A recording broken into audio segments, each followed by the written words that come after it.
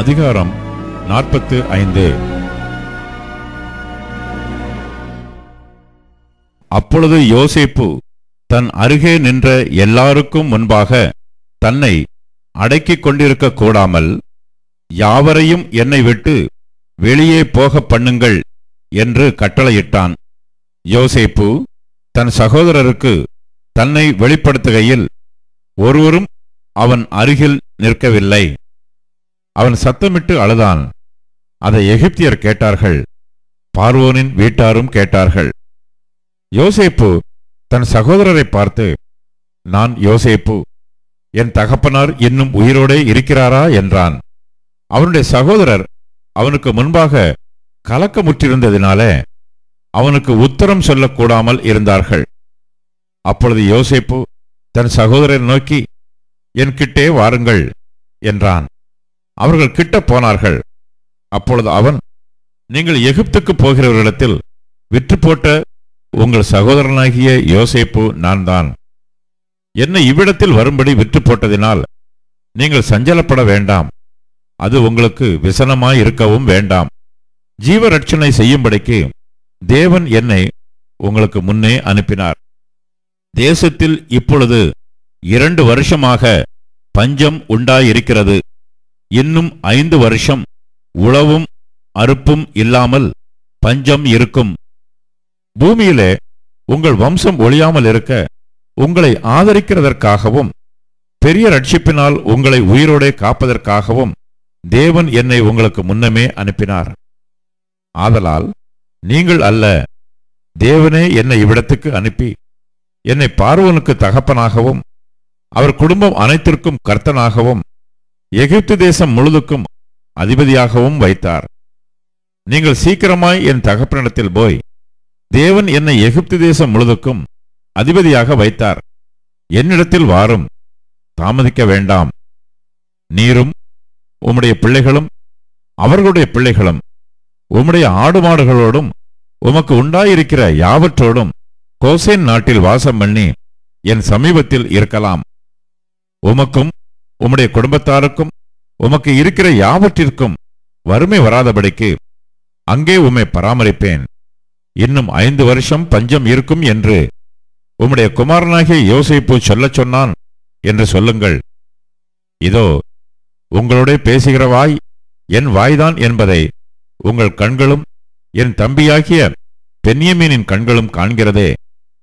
எகிப்திலே எனக்கு உண்டாயிருக்கிற சகல மகிமையையும் நீங்கள் கண்ட யாவையும் என் தகப்பனுக்கு அறிவித்து அவர் சீக்கிரமாய் இவ்விடத்துக்கு வரும்படி செய்யுங்கள் என்று சொல்லி தன் தம்பியாகிய பென்யமீனின் கழுத்தை கட்டிக்கொண்டு அழுதான். பென்யமீனும் அவன் கழுத்தை கட்டிக்கொண்டு அழுதான். பின்பு தன் சகோதரர் யாவரையும் முத்தஞ்செய்து அவர்களையும் கட்டிக்கொண்டு அழுதான். அதற்கு பின் அவன் சகோதரர் அவனோடே சம்பாஷித்தார்கள்.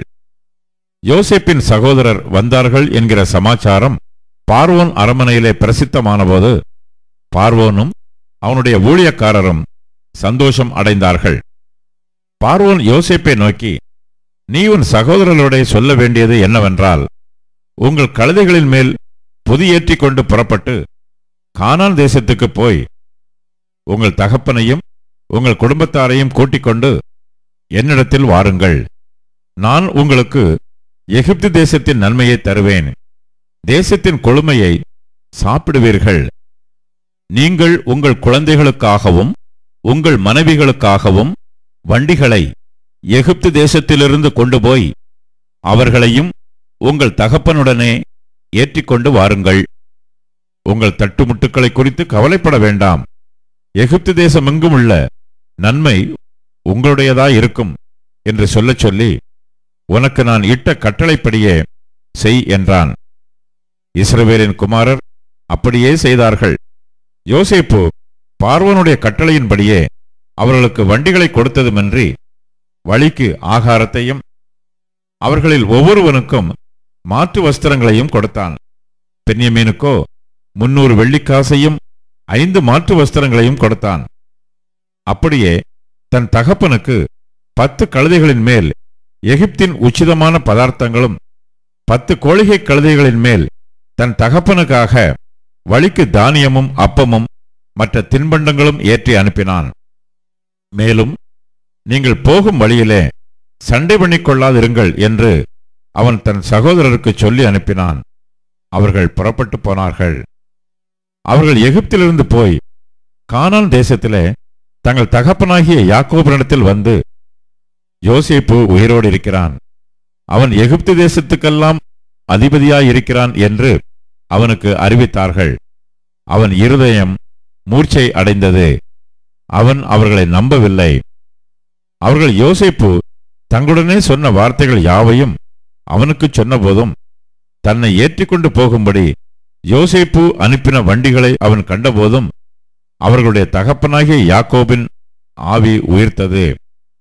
அப்பொழுது இஸ்ரவேல், என் குமாரனாகிய யோசேப்பு இன்னும் உயிரோடு இருக்கிறானே, இது போதும், நான் மரணமடையும் முன்னே போய் அவனை பார்ப்பேன் என்றான்.